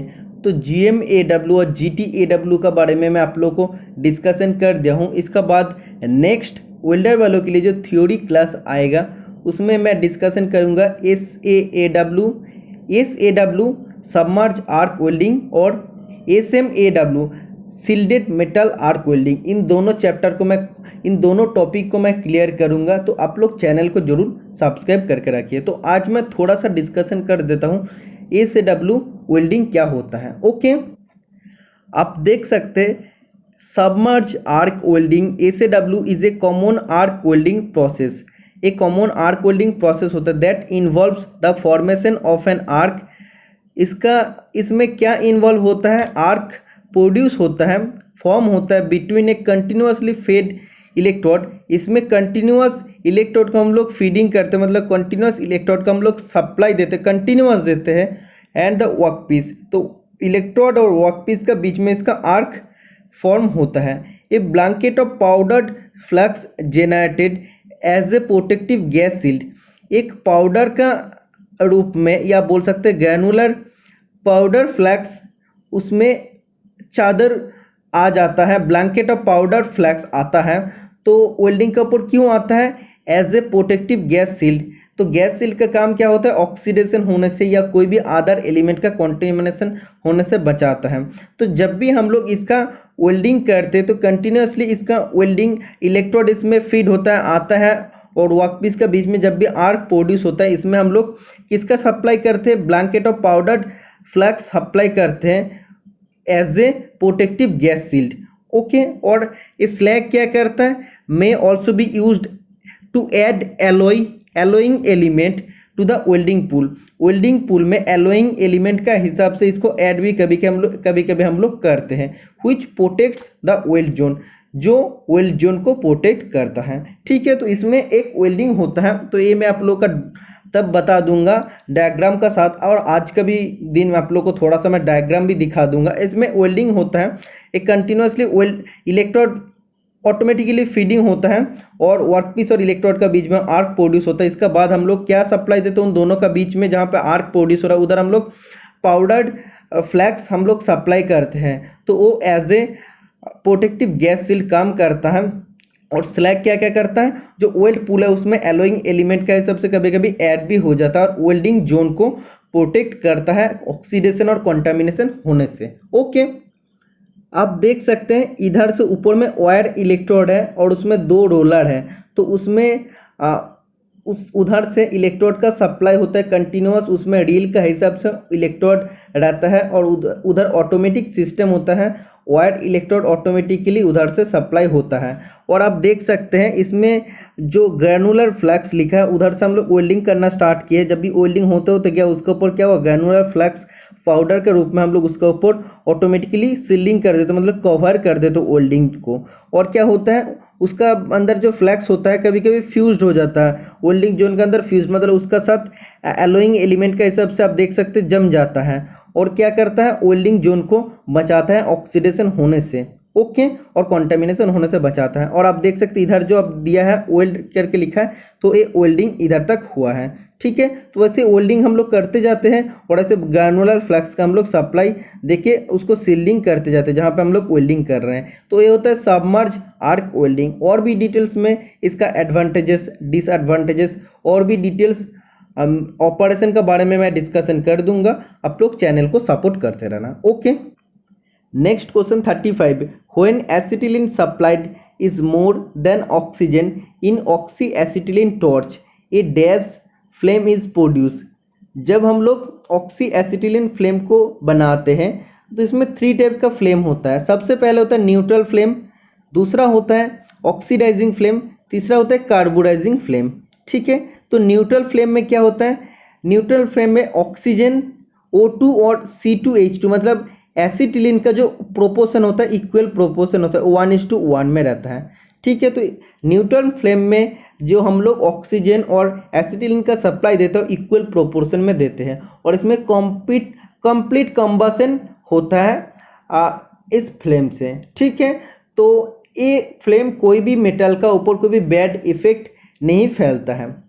इसका इस्तेमाल हम लोग मोस्ट कॉमनली मेटल के लिए यूज़ करते हैं, जैसे माइल्ड स्टील एमएस में, CS cast iron, stainless steel, copper, aluminium के लिए हम लोग इसका इस्तेमाल करते हैं न्यूट्रल फ्लेम का, ओके। ऑक्सीडाइजिंग फ्लेम क्या होता है, ऑक्सीडाइजिंग फ्लेम में एक्सेस ऑफ ऑक्सीजन रहता है मतलब ऑक्सीजन ज़्यादा रहता है एसिटिलीन से, ओके। और इसमें क्या होता है जो मेटल को हम ऑक्सीडाइजिंग फ्लेम देते हैं उसमें ऑक्सीडाइजिंग इफेक्ट होता है मेटल का ऊपर, क्योंकि उसमें ऑक्सीडाइजिंग ऑक्सीजन ज़्यादा है इसीलिए मेटल के ऊपर ऑक्सीडाइजिंग एजेंट होता है, ओके। और एक कहाँ पे हम लोग यूज़ करते हैं, जहाँ पे ब्रास का जब भी वेल्डिंग करने का ज़रूरत होगा या जिंक का अगर बर्निंग को कंट्रोल करना पड़ेगा, जिंक जो बर्न होता है उसका कंट्रोल करने के लिए हम लोग इस्तेमाल करते हैं ऑक्सीडाइजिंग फ्लेम का, ओके। और कार्बोडाइजिंग फ्लेम क्या होता है, एक्सेस ऑफ एसिटिलीन, जब ऑक्सीजन से ज़्यादा अगर एसिटिलीन का सप्लाई हम लोग कर देते हैं जिस फ्लेम में उसमें उसको कहते हैं कार्बोडाइजिंग फ्लेम, ठीक है। और इसमें जो भी स्टील का ऊपर या मेटल का ऊपर हम लोग करते हैं इसमें C2H2 मतलब क्या होता है, ये होता है तो एसिटिलीन का केमिकल फॉर्मूला, इसमें तो कार्बन है ना, कार्बन है तो एक कार्बन है इसीलिए इसका नाम होता है कार्बोडाइजिंग फ्लेम, ठीक है। तो कोई भी मेटल का ऊपर अगर हम लोग कार्बोडाइजिंग फ्लेम करते हैं तो उसमें कार्बोडाइजिंग इफेक्ट होता है और कार्बन रहने के कारण वो सरफेस हार्ड हो जाता है। कार्बन रहता है हार्ड जब भी होता है वो ब्रिटल वेल्ड भी हो जाता है, क्योंकि उसमें कार्बन रहता है और हार्ड होगा और ब्रिटल वेल्ड भी होगा। तो इसको हम लोग हार्ड फेसिंग करने के लिए, स्टेलिटिंग करने के लिए यूज़ करते हैं, फ्लेम क्लीनिंग के लिए यूज़ करते हैं, लींड वेल्डिंग ऑफ स्टील, स्टील का लींड वेल्डिंग करने के लिए हम लोग इसका इस्तेमाल करते हैं कार्बोडाइजिंग फ्लेम का। तो कभी कभी इसका ड्राइंग पूछे जाता है, कार्बोडाइजिंग फ्लेम का ड्राइंग पूछे जाते हैं। कार्बोडाइजिंग फ्लेम का जो ड्राइंग होता है इस टाइप का होता है, ठीक है। और जो ऑक्सीडाइजिंग फ्लेम का होता है इसमें थोड़ा सा के ऐसे होता है, ऐसे ऐसे होता है, फिर ऐसे ऐसे ऐसे ऐसे ऐसे ऐसे फ्लेम होता है, ठीक है। और अगर हम लोग बात करते हैं न्यूट्रल फ्लेम का तो ऐसे ऐसे आता है, ऐसे ऐसे मतलब गैप गैप रहता है, फिर भी ये अच्छा होता है, फिर भी अच्छा होता है, ठीक है। ये होता है न्यूट्रल फ्लेम। लेकिन ऑक्सीडाइजिंग फ्लेम में क्या होता है, इस टाइप का हो जाता है, इसमें कोई भी जैसे इरेगुलरिटी सरफेस नहीं रहता, टोटली इस टाइप का हो जाता, ठीक है। समझ में आ गया है। नेक्स्ट क्वेश्चन क्या पूछे गया है आप देख सकते हैं। तो इस क्वेश्चन में पूछा था जिस फ्लेम में ऑक्सीजन से ज़्यादा एसिटिलीन का सप्लाई करते हैं उस फ्लेम को कहते हैं कार्बोडाइजिंग फ्लेम, क्योंकि उसमें C2H2 एसिटिलीन का फॉर्मूला होता है, कार्बन ज़्यादा रहता है इसलिए कार्बोडाइजिंग फ्लेम हो जाता है। Next question 36, which is not the type of welding joint, इनमें से कौन सा वेल्डिंग संयुक्त का प्रकार नहीं होता है। बाट वेल्डिंग होता है, लैप वेल्डिंग होता है, फ्लैट वेल्डिंग होता है, लेकिन सोल्डरिंग होता नहीं है, ठीक है। ये वेल्डिंग नहीं होता। नेक्स्ट क्वेश्चन, तो वेल्डिंग होता है एक परमानेंट ज्वाइंट, सोल्डरिंग ब्रेजिंग होता है एक semi permanent joint. Which is the destructive method of welding inspection, जब हम लोग वेल्डिंग करते हैं वेल्डिंग ज्वाइंट करने के बाद वेल्डिंग किस टाइप का बना है, वेल्डिंग साउंड या प्रॉपर वेल्ड बना है कि नहीं, इसके लिए हम लोग टेस्टिंग करते हैं। 2 टाइप का टेस्टिंग होता है, एक होता है NDT नॉन डिस्ट्रक्टिव टेस्ट और एक होता है डिस्ट्रक्टिव टेस्ट DT। मतलब जो टेस्ट को हम लोग बिना तोड़ फोड़ करके या बेंडिंग करके जस्ट हम लोग उसको बाहर से देख के जो टेस्टिंग हम लोग करते हैं उसको बोलते हैं नॉन डिस्ट्रक्टिव टेस्ट। और डिस्ट्रक्टिव टेस्ट में क्या होता है, उसको हम लोग तोड़ते हैं या उसको हम लोग बेंडिंग करके जो टेस्ट करते हैं उसको कहते हैं destructive test. Okay, non destructive test का अंदर क्या क्या आता है, जैसे वाटर या केरोसिन ऑयल ग्रेविटी टेस्ट होता है, वाटर या केरोसिन ऑयल ग्रेविटी टेस्ट करते हैं, या इमर्सन और सोप वाटर टेस्ट करते हैं। ओके, ये होता है एनडीटी नॉन डिस्ट्रक्टिव टेस्ट का अंदर। और डिस्ट्रक्टिव टेस्ट डीटी का अंदर आता है, जैसे बेंड टेस्ट होता है, फ्रैक्चर टेस्ट होता है, आइजोड एंड चारपी टेस्ट होता है। ठीक है, तो कभी कभी पूछता आइजोड, ISOD एंड चारपी टेस्ट कौन सा टेस्ट का अंदर आता है, डीटी डिस्ट्रक्टिव टेस्ट का अंदर आता है। ओके, तो क्वेश्चन में डीटी का बारे में पूछा है, बोला destructive method of welding inspection. Welding inspection करने के लिए हम लोग को कौन सा डीटी मेथड फॉलो करते हैं, डिस्ट्रक्टिव मेथड होता है। आप देख सकते हैं बेंड टेस्ट, जो हम लोग बेंडिंग करके या फ्रैक्चर करके मेटल को टेस्ट करते हैं उसको बोलते हैं डिस्ट्रक्टिव टेस्ट, वो होता है बेंड टेस्ट। ठीक है, नेक्स्ट बोला है DPT dye penetrant test is use to identify welding defects open to. तो वेल्डिंग डिफेक्ट को जांच करने के लिए हम लोग डाई पेनिट्रेंट टेस्ट करते हैं। तो डाई पेनिट्रेंट टेस्ट करके हम लोग क्या करते हैं, जो भी सरफेस में डिफेक्ट होता है, सतह में जो भी डिफेक्ट होता है उसको चेक करने के लिए हम लोग डाई पेनिट्रेंट टेस्ट करते हैं। Okay, option number B is the right answer हो जाएगा। तो आप लोग को जानना भी चाहिए डीपीटी टेस्ट करके, डाई पेनिट्रेंट टेस्ट करके सरफेस में क्या क्या चेक करते हैं, सरफेस में कोई भी क्रैक या पोरोसिटी है कि नहीं वो हम लोग चेक करते हैं। तो डाई पेनिट्रेंट टेस्ट करके हम लोग फेरस नॉन फेरस दोनों मेटल के भी सरफेस डिफेक्ट को चेक करते हैं। ओके, और अगर ऐसे पूछता मैग्नेटिक टेस्ट, मैग्नेटिक टेस्ट भी हम लोग करते हैं, तो उसमें भी सरफेस डिफेक्ट को हम लोग चेक करते हैं, लेकिन इसमें सिर्फ फेरस मेटल के लिए होता है क्योंकि मैग्नेट द्वारा हम लोग टेस्ट करते हैं। ओके, और एक होता है नॉन डिस्ट्रक्टिव टेस्ट का अंदर आता है रेडियोग्राफिक टेस्ट, जिसको एक्सरे या गामा रे टेस्ट भी कहते हैं। इसका मदद से हम लोग जैसे सरफेस डिफेक्ट को चेक करते हैं, क्रैक्स या फ्लॉज कोई भी है कि नहीं, इसको हम लोग चेक करते हैं। ओके, समझ में आ गया है। नेक्स्ट क्वेश्चन नंबर 39 आप देख सकते बोला है what should be root opening for a standard welding joint. एक मानक वेल्डिंग संयुक्त में रूट ओपनिंग कितनी होनी चाहिए। तो जब भी वेल्डिंग करते हैं तो दोनों बेस मेटल के अंदर बीच में आप देख सकते हैं जो गैप देते हैं, तो इसको रूट ओपनिंग कहते हैं। तो ऐसे हम लोग दोनों मेटल का बीच में गैप देना चाहिए, तभी ये डेप्थ ऑफ मेटल इधर से पेनिट्रेट होकर नीचे तक आएगा और टोटली अच्छा से ज्वाइंट करेगा। तो जो मोल्टेन मेटल को अंदर तक जाने के लिए हम लोग को एज प्रिपरेशन भी करना चाहिए, मतलब एज को ऐसे वी जैसा बनाना है, कभी यू कभी जे जैसा हम लोग बनाते हैं। ठीक है, तो इसको एज प्रिपरेशन कहते हैं। तो एज प्रिपरेशन में हम लोग को करना चाहिए। तो ये रूट ओपनिंग मतलब ये जो गैप है दोनों बेस मेटल का बीच में गैप कितना होना चाहिए, 1.5 से 2 मिलीमीटर होना चाहिए। Option number A is the right answer हो जाएगा। ठीक है, नेक्स्ट क्वेश्चन आप देख सकते हो बोला है what should be the correct Vivel angle during welding. Welding करते टाइम करेक्ट विवेलिंग एंगल या विवेल एंगल कितना होना चाहिए, मोस्ट इंपॉर्टेंट क्वेश्चन। तो आप लोग इसका राइट आंसर दे दीजिए। इसका राइट आंसर हो जाएगा option number B 30 to 40 degree. तो आप देख सकते हैं ये जो विवेल एंगल है मतलब एज प्रिपरेशन जो आप लोग को करना चाहिए 30 to 40 डिग्री में आप लोग को करना पड़ेगा। ठीक है, तभी ये अच्छा से ज्वाइंट मजबूत बन पाएगा। ओके, नेक्स्ट आप देख सकते हैं ये जो वेल्डिंग आपको दिया है अबव फिगर शोज ए डैश वेल्ड। तो ये वेल्ड किस टाइप का वेल्डिंग है मैं आप लोग को पहले ही बता दिया हूँ। जब हम लोग लैप ज्वाइंट करते हैं, टी ज्वाइंट करते हैं या कॉर्नर ज्वाइंट करते हैं, तो इसमें आप देख सकते हैं जो ज्वाइंट हो रहा है इसमें एक्चुअली ज्वाइंट इस टाइप का आ रहा है। तो ये कौन सा ज्वाइंट का अंदर आता है, फिलेट वेल्ड का अंदर आता है। ठीक है, समझ में आ गया है। नेक्स्ट क्वेश्चन बोला है in case of groove weld joint, groove weld joint में विवेल एंगल इज, जो ग्रूव हम लोग बनाते हैं जब भी हम लोग ऐसे दोनों मेटल को ज्वाइनिंग करना है तो इसका बीच में जो ग्रूव बनाते हैं या एज प्रिपरेशन जो करते हैं तो विवेल एंगल कितना होना चाहिए। जो ग्रूव ज्वाइंट करते हैं तो उसमें जो एज प्रिपरेशन करते हैं विवेलिंग एंगल जो बनाते हैं तो ये हम लोग बनाते हैं। इसका राइट आंसर हो जाएगा ऑप्शन नंबर डी 37.5 डिग्री। ठीक है, क्योंकि मैं आप लोग को पहले ही बता दिया हूँ बीवेल आप लोग को कितना डिग्री में करना चाहिए, 30 to 40 डिग्री में करना चाहिए। इसलिए हम लोग इसको करते जब भी ग्रुप वेल्ड ज्वाइन करते उसमें 37.5 डिग्री करते हैं। ओके, ये आप लोग को ध्यान रखना चाहिए। नेक्स्ट क्वेश्चन नंबर 43 बोला fast pass of weld in A BART joint is called. BART weld में पहला पास को डैश कहा जाता है, तो इसका राइट आंसर हो जाएगा रूट पास। तो जब भी ज्वाइनिंग करते हैं तो पहला बार जब हम लोग ऐसे दे दिया तो नीचे तक तो नीचे ही आएगा ना, मेटल पिघल के किधर नीचे आएगा, तो ये जो पहला पास होता है इसको रूट पास कहते हैं। Option number C is the right answer हो जाएगा। ओके, नेक्स्ट क्वेश्चन नंबर 44 क्या पूछा है, which bead character is seen due to high welding current.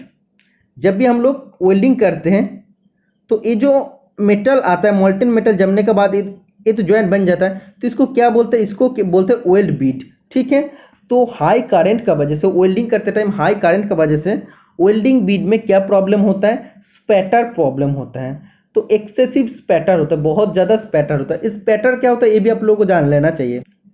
Spatter होता है an unintentional deposit of weld metal in the shape of small globule on the surface of the weld. मतलब जहाँ पे हम लोग वेल्डिंग कर रहे हैं तो इसका सरफेस में बहुत ज़्यादा क्या होता है, छोटा छोटा ग्लोब्यूल का आकार में, छोटा छोटा बूंद बूंद करके आकार में क्या होता है, मोल्टेन मेटल या वेल्ड मेटल उधर डिपोज बैठ जाता है। मतलब जब भी हम लोग वेल्डिंग करते ज़्यादा करंट होता है, इसीलिए ये जो मोल्टेन मेटल होता है इधर मतलब स्प्रेड होके इसका सरफेस में भी आ जाता है, वेल्ड सरफेस में आ जाता है। ओके, तो इस प्रॉब्लम को क्या कहते हैं, इस प्रॉब्लम को स्पैटर कहते हैं। तो ये अनइंटेंशनल क्यों कहते हैं, मतलब इसको हम लोग जानबूझ के नहीं करते हैं, फिर भी हाई करंट का वजह से हो जाता है। ठीक है, तो यही बोला है, आप देख सकते हैं too high welding current. Welding current जब हाई रहेगा तो वेल्डिंग बीड कैरेक्टर के क्या होगा, वेल्डिंग बीड में ज़्यादा स्पैटर होगा। स्पैटर का स्पेलिंग इधर गलत दिया है, SPATTER हो जाएगा, एल बीच में नहीं होगा।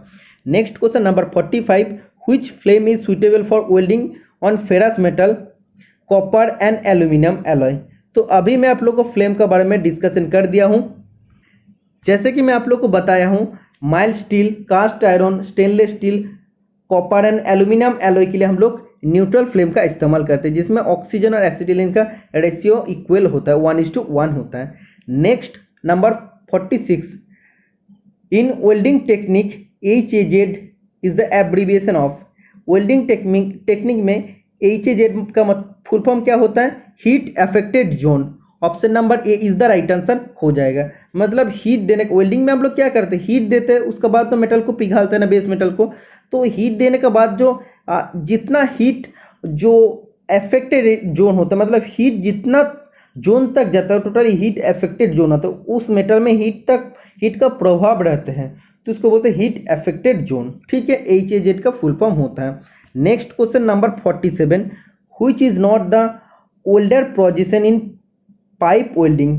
पाइप वेल्डिंग में वेल्डर का कौन सा पोजीशन नहीं होता है। तो मोस्ट इंपॉर्टेंट क्वेश्चन है, एक अलग टाइप का क्वेश्चन आप लोग को देखने को मिल जाएगा। तो वेल्डिंग हम लोग जब पाइप में करते हैं तो वेल्डर का पोजीशन जेनरली जो होता है, जेनरली 1G होता है, 2G होता है, 5G होता है और 6G होता है। ठीक है, तो इसका बाद भी कभी कभी 4G होता है, लेकिन 8G कभी नहीं होता। तो 8G is the right answer हो जाएगा। बोला है पाइप वेल्डिंग में वेल्डर का पोजीशन कौन सा नहीं होता, तो 8G कभी नहीं होता। तो 1G, 2G, इसके बाद 5G, 6G, 4G का मतलब क्या होता है ये भी आप लोग को जान लेना चाहिए। तो ये आप लोग कॉपी में थोड़ा सा नोट्स डाउन कर लेना। ठीक है, 1G का मतलब होता है the pipe is in the horizontal position. जो पाइप होगा तो ये हॉरिजॉन्टल पोजीशन में रहेगा। ठीक है, ऐसे ये हॉरिजॉन्टल पोजीशन में रहेगा। और ये क्या होगा, ये पाइप रोलिंग होते रहेगा, रोल्ड होगा। ठीक है, और 2G मतलब क्या है, इसका मतलब क्या, जब हम लोग इसको वेल्डिंग करेंगे, पाइप वेल्डिंग करेंगे तो पाइप हॉरिजॉन्टल पोजीशन में रहता है 1G में, और वो पाइप को हम लोग घुमा घुमा के रोल करके भी वेल्डिंग कर सकते हैं। और 2G पोजीशन में क्या होता है, वो पाइप वर्टिकल पोजीशन में रहता है, इस टाइप का रहता है, वर्टिकल पोजीशन में होता है। ठीक है, और 5G में क्या होता है, ये भी हॉरिजॉन्टल पोजीशन में रहता है, लेकिन ये फिक्स्ड रहता है, मतलब ये कभी घूमता नहीं है, एक ही पोजीशन में रहता है। लेकिन 1G में क्या, उसको हम लोग घुमा घुमा कर वेल्डिंग कर सकते हैं। 6G में क्या होता है, 6G में पाइप जो होता है, the pipe slope eight approximately 45 degree from the horizontal side and the vertical axis, मतलब वर्टिकल ये जो वर्टिकल एक्सिस होता है और ये जो हॉरिजॉन्टल एक्सिस होता है इसका 45 डिग्री में रहता है। पाइप को 45 डिग्री में हम लोग रखते हैं। ओके, तो इसका बाद हम लोग इसका वेल्डिंग करते हैं, पाइप वेल्डिंग करते हैं। तो ये होता है 6G का अंदर। ओके, और 4G होता है। 4G का बोलते हैं जब ओवरहेड में हम लोग वेल्डिंग करते हैं, पाइप वेल्डिंग जब ओवरहेड में करते हैं तब हम लोग 4G का इस्तेमाल करते हैं। ठीक है, लेकिन 8G कभी नहीं होता। ओके, समझ में आ गया है। तो इस क्वेश्चन का राइट आंसर हो जाएगा ऑप्शन नंबर बी 8G। ठीक है, नेक्स्ट बोला है select the correct option. The heat generated H in resistance welding is express by where I, R and T are current, resistance and time respectively. तो resistance welding क्या होता है वो भी आप लोग जानते हैं। करंट का रेजिस्टेंस का वजह से जितना हीट उत्पन्न होता है वो उसमें मेटल पिघल जाता है। उसके बाद हम लोग प्रेशर भी ऐड थोड़ा देते हैं, उसके बाद दोनों बेस मेटल को ज्वाइन कर देते हैं। तो एक्चुअली तो इधर क्या होता है, करंट का रेजिस्टेंस की वजह से इन दोनों मेटल पिघल जाता है, बेस मेटल। इसके बाद हम लोग दोनों साइड से प्रेशर देते हैं तो इन दोनों मेटल को चिपक जाता है। तो जब भी मेटल पिघला हुआ अवस्था में रहता है और दोनों मेटल को प्रेशर देने की वजह से चिपक जाता है तो ये वेल्डिंग जॉइंट बन जाता है। तो इसमें हम लोग जो हीट उत्पन्न होता है उसका फॉर्मूला क्या होता है, जब करंट I, रेजिस्टेंस R और टाइम T दिया है तो इसका एक्चुअल फॉर्मूला तो H is equal to I² RT होता है। ये फॉर्मूला हम लोग फॉर्मूला ऐड करके हम लोग को इसका हीट को निकालना पड़ता है। ओके, नेक्स्ट बोला है spot welding for lap joint the diameter of welded joint, welded nugget, welded joint को वेल्ड नूगेट इज बोल सकते हैं, जहाँ पे T is the thickness of sheet. बोला है स्पॉट वेल्डिंग में लैप संयुक्त के लिए वेल्ड जॉइंट का बेस डैश है जहां T चादर की मोटाई है। तो स्पॉट वेल्डिंग लैप जॉइंट में बोला है आप लोगों का डायमीटर ऑफ द वेल्डिंग या वेल्डिंग जोन क्या हो जाएगा, तो diameter of the welded zone हो जाएगा 2T प्लस 2.5 हो जाएगा। Option number D is the right answer हो जाएगा। ओके, समझ में आ गया। नेक्स्ट, तो ये जस्ट फॉर्मूला ये तो आपको याद रखना ही पड़ेगा। Next question number 50, in which welding procedure electrode is consume. तो कौन सा वेल्डिंग प्रोसीजर में इलेक्ट्रोड का खर्चा होता है, मतलब वो धीरे धीरे खो जाता है। तो आप लोग जानते बहुत बार मैं इसको डिस्कस कर दिया हूँ मेरा चैनल में। तो इसका राइट आंसर हो जाएगा ऑप्शन नंबर बी SMAW। इसको क्या कहते हैं, सील्डेड मेटल आर्क वेल्डिंग। तो इसमें जो इलेक्ट्रोड रहता है धीरे धीरे खो जाता है, तो इसमें फ्लैक्स कोटेड इलेक्ट्रोड रहता है। और GMAW gas metal arc welding में बेयर इलेक्ट्रोड रहता है। समझ में आ गया ईच एंड एवरी क्वेश्चन। जितना हो सके हमसे उतना मैं आप लोगों को समझाने का कोशिश किया हूँ, क्योंकि एक्चुअली मेरा ट्रेड है फिटर, तो फिर भी मैं धीरे धीरे नॉलेज गेन करता हूँ, आप लोगों का साथ शेयर करता हूँ। मेरा पढ़ाने का यही मकसद है कि जितना मेरा नॉलेज है वो आप लोगों का साथ प्रॉपरली शेयर करना, और इसको शेयर करना क्या फ्री ऑफ कॉस्ट में। ऐसा नहीं कि कोई भी कोर्स हम स्टार्ट करेंगे और सबसे हम 1000 रुपया 500 रुपया पैसा लेके स्टार्ट करेंगे, ऐसा कुछ नहीं है। मेरा कुछ भी मकसद नहीं है, सिर्फ आप लोग सपोर्ट कीजिए। और भी बहुत ही इंपॉर्टेंट क्लास आप लोग के लिए मैं लाऊंगा, क्योंकि ओल्डर स्टूडेंट के लिए इतना चैनल भी आप लोग के लिए ज़्यादा नहीं है। ज़्यादातर चैनल फिटर टर्नर मशीनिस्ट के लिए है। तो ओल्डर स्टूडेंट अगर मेरे को फुल्ली सपोर्ट करता है तो वेल्डिंग के लिए भी रेगुलर क्लास में प्रोवाइड कर पाऊंगा और करूंगा भी। तो ये था आप सभी के लिए एक मोस्ट वैल्यूएबल क्लास। वीडियो पसंद आया तो लाइक कमेंट कर देना और फ्रेंड का साथ शेयर भी कर देना। आज के लिए इतना ही, मिलते हैं नेक्स्ट वीडियो में। Ta ta bye bye.